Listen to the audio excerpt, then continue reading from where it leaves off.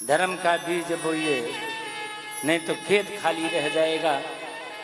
जब लास्ट वाला पन्ना पलटा तो लास्ट वाले पन्ने में देखा कि भगवान शंकर ने इसका दीपदान स्वीकार कर लिया है। यमराज जी से कहा, धर्मराज इससे एक पुण्य हो गया है। बोले क्या पुण्य? बोले चोरी करने के लिए इसने दीपक जलाया था। शिवरात्रि के रात्रि में भगवान शिव प्रसन्न हुए और उन्होंने ये मान लिया कि इसने मेरे अंधेरे कोठरी में उजाला करने के लिए दीपक जलाया, अपना कुर्ता जला करके प्रकाश किया, इसलिए उस प्रकाश को भगवान ने स्वीकार कर लिया। स्वीकार करने पर इस एक जन्म इसका पाप से मुक्त हो गया। बोले शंकर भगवान की जय हो। एक जन्म भगवान शिव ने दीप दान करने के प्रभाव से, जब अभाव होता है, जीवन में कमी होती है और उस कमी में भी समय निकाल करके भक्ति की जाती है, मेरे भाई बहन, उसका मोल अनमोल हो जाता है। इसके पास दीपक नहीं था, इसके पास घी नहीं था, इसके पास बत्ती नहीं थी, अपना अंग वस्त्र जलाया, इसलिए भगवान ने इसके एक जन्म का पाप नष्ट कर दिया।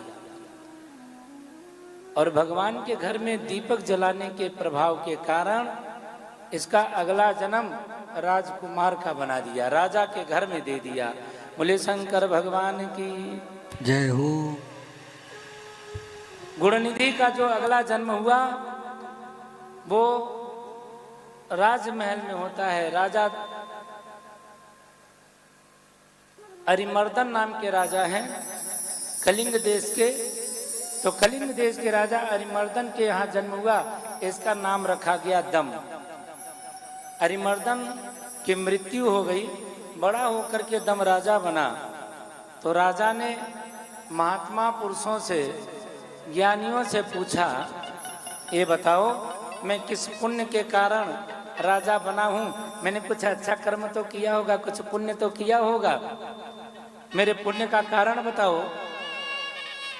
तो विद्वानों ने कहा, राजन आप नाराज हो जाओगे। बोले नाराज नहीं होऊंगा, तुम तो बताओ।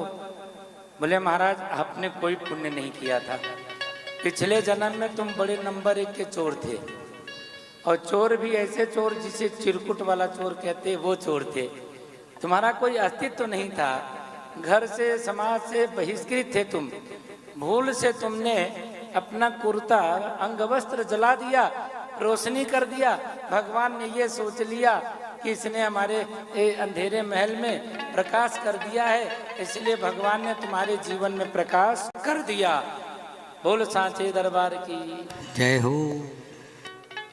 तो तुम्हारे जीवन में जो प्रकाश हुआ है ये भगवान की कृपा से हुआ है। दम ने जब सुना एक बार दीप दान करने से, ज्योत जलाने से राजा बन गया, तो जिंदगी भर दीप जलाऊंगा तो कितना फल मिलेगा। दम ने सभी ग्राम अध्यक्षों को बुलाया और बुला करके कहा, जिसके जिसके गांव में शंकर जी का मंदिर है, शिवालय है, सब देसी घी का दीपक जलाओ।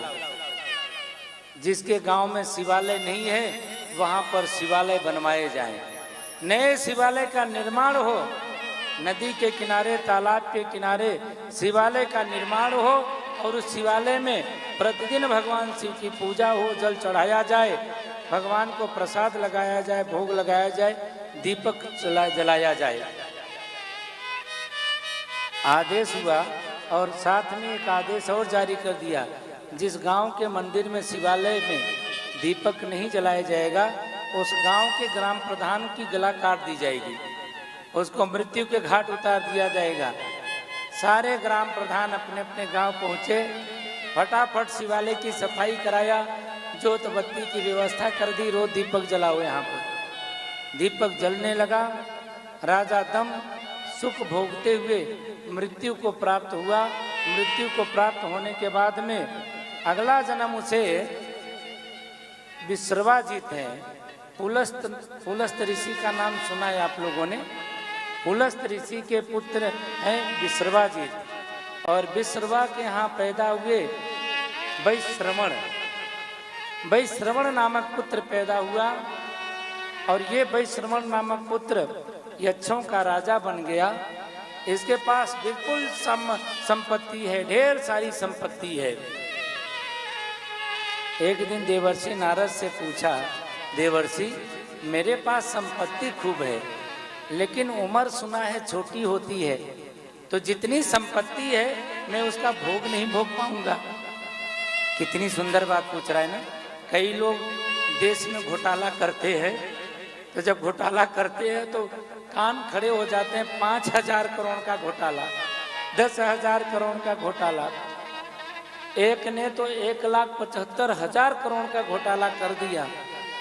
आप सोचो कि साल का 10 करोड़ भी खर्चा करे तब 20 जन्म में खत्म होने वाला नहीं, सारे देश की संपत्ति चपाकर घोटाला कर दिया उसने। ऐसे ऐसे भ्रष्ट लोग बैठे हैं संसार में, तभी तो महंगाई बढ़ती जा रही है। तभी महंगाई बढ़ रही है जब जो है ना भ्रष्टाचारी लोग भ्रष्टाचार मचाए रहे। तो वैश्रवण ने कहा कि उम्र कम होती है और संपत्ति बहुत है, लंबी आयु हो, लंबी आयु में संपत्ति का भोग करने का मजा भी कुछ लंबा आता है, तो कोई ऐसा उपाय बताओ।